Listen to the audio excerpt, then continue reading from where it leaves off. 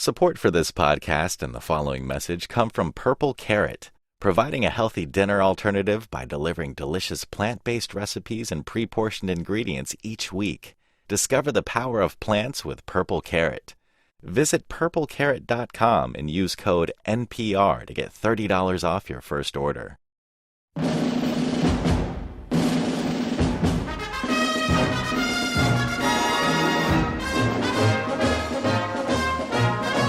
Time again for the Giant Foam Finger, a special sports-themed edition of Pop Culture Happy Hour. I'm Stephen Thompson with NPR Music, and I'm here with Gene Demby, the lead blogger for NPR's Code Switch. Hello, Gene. Hey, Stephen. Now, a few months ago, Gene, you took to Twitter with an unusual request. You wanted to get into Premier League soccer, is that right? Yep. And you needed a team to root for. Right.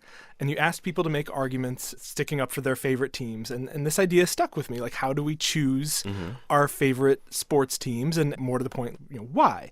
But before we get into it, I have to ask, Gene Demby, what is your favorite Premier League soccer team? I'm still undecided. I've been watching for 2 seasons now. I'm still completely up in the air. Really? I thought we were going to have a discussion about what made you forsake all the other soccer teams for your first love, like Man U or whatever. I've narrowed it down to about 3 teams, and this is the stupidest reasons ever. But when I started playing FIFA, the video game, these were the teams that my created player transferred to. So it was Arsenal, Everton, and Manchester United. Manchester City. Manchester City. Yeah. So to hell with Manchester United. I know. I've probably pissed off a bunch of your listeners for reasons that I don't quite explain. It's the complicated geopolitics of English Premier League soccer. Well, see, that's the thing. The complicated geopolitics come into play, right? When I watch the World Cup or when I watch the Olympics, you do have a certain amount of Ghana could use this. Right, year. absolutely. Right. I'm sorry,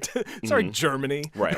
but I'm Team Ivory Coast. In 2010, I believe, when they were in South Africa and all the other African teams were eliminated and Ghana was the last team standing, everyone was like, I guess we're all rooting for Ghana. Right, I did. Yeah, everyone's just rooting for Ghana. This is how it works. But it was so weird and reptilian. Okay, well, this is clearly what we're doing. Well, and I think it speaks to just how loose those bonds are, right? They're totally transitory. I will root feverishly for Ivory Coast, and then the game ends in a 0-0 tie, and then I forget that I ever rooted for Ivory Coast. And boy, for me, that is soccer in a nutshell.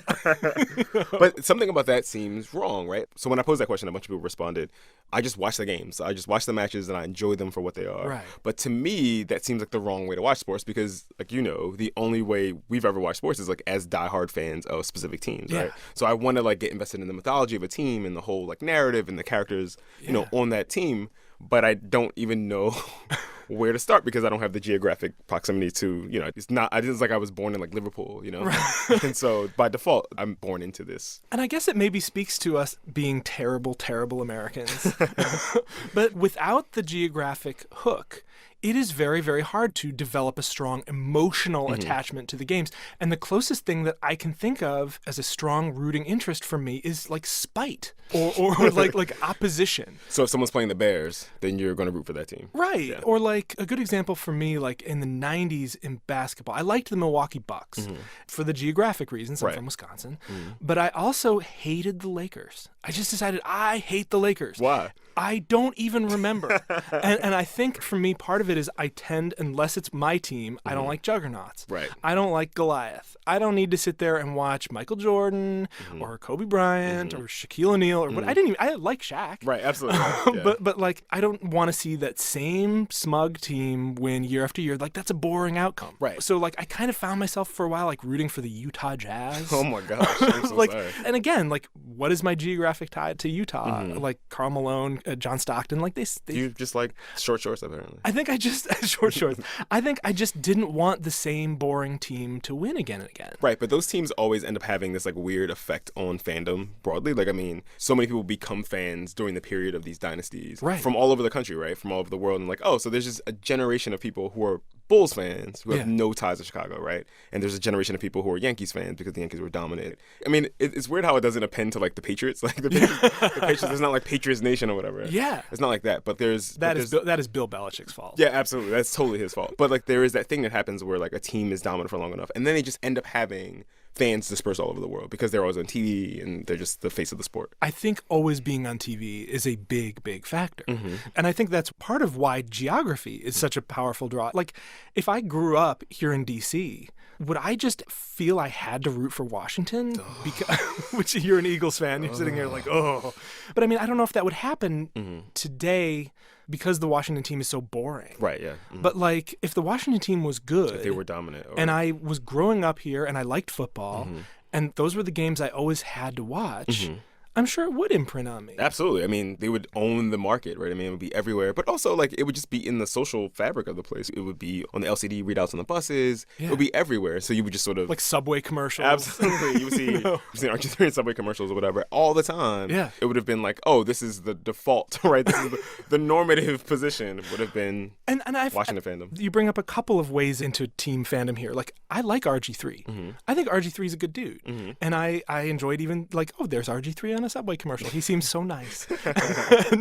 and so, like, superstar players, I can root for RG3 and not like the team, and like I think I'll get my chance. I think it's gonna happen. I think RG3 is gonna have a new address pretty soon. Safe bet. And so it might be easier for him to root for him if like he becomes the Browns quarterback. Absolutely. And I always want the Browns to do well. Why? Why the Browns? Well, I was born in Painesville, Ohio. Okay. Which is a suburb of Cleveland. That's right. I remember you saying this. And so I left when I was like 10. I got to Wisconsin as quickly as I could, but like I knew like there were dudes climbed the water tower and painted "Go Browns."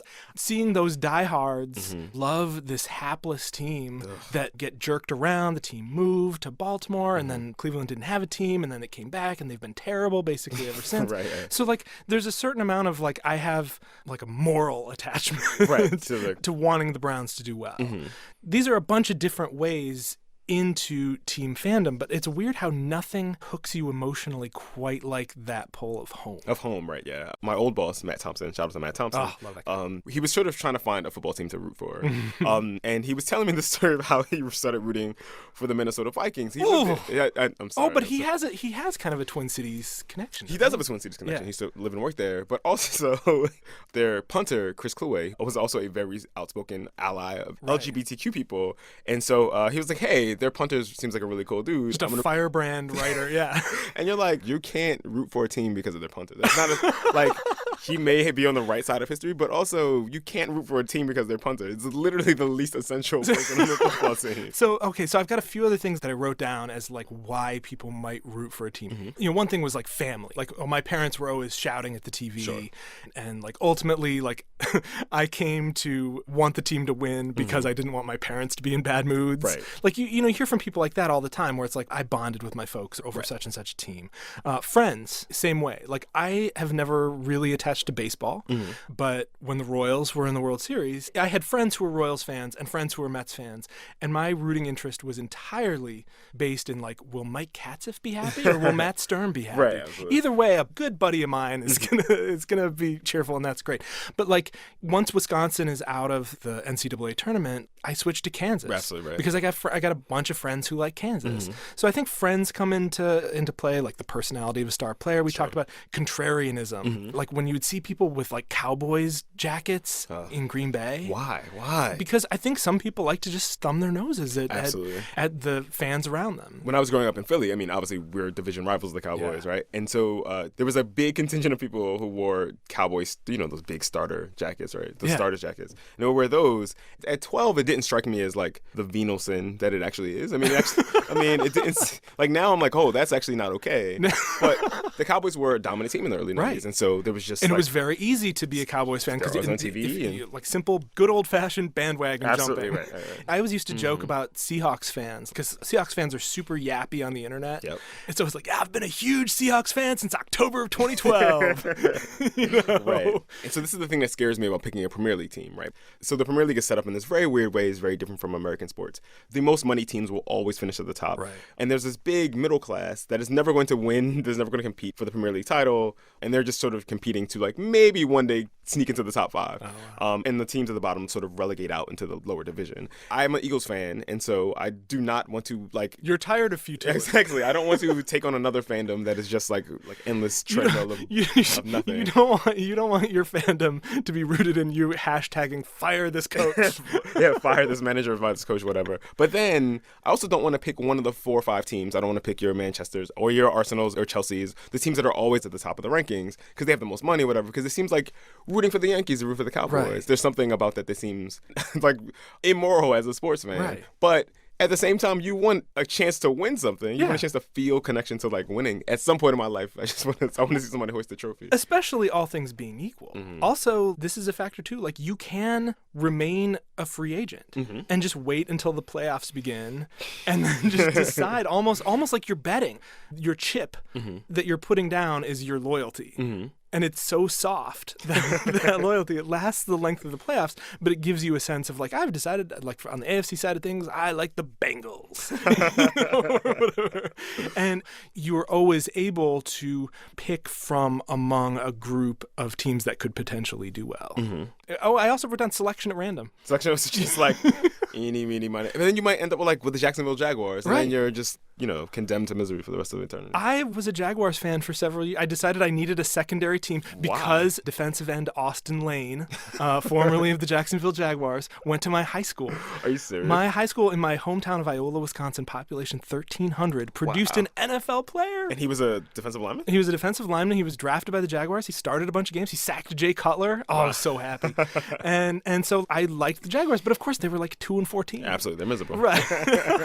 And then he bounced around, and all of a sudden he's with the Bears or he's with the Lions. Oh, it's no. like I am rooting against 52 out of 53 players on this team. It's the Chris Cluey effect. You want him to get a couple tackles beyond the line of scrimmage, but like I after want you him- guys are well ahead. I want him to sack quarterbacks on teams I don't like. Okay, gotcha. Which he got to do. All right. Well, we would love to hear your thoughts on all of this. What made you choose your favorite team? Why Gene should follow a certain Premier League team? Find us on Facebook at facebook.com/PCHH or on Twitter at PCHH. You can hear full episodes of Pop Culture Happy Hour every Friday on iTunes or at npr.org or wherever you get your podcasts. Thank you, Gene. Thank you, Stephen.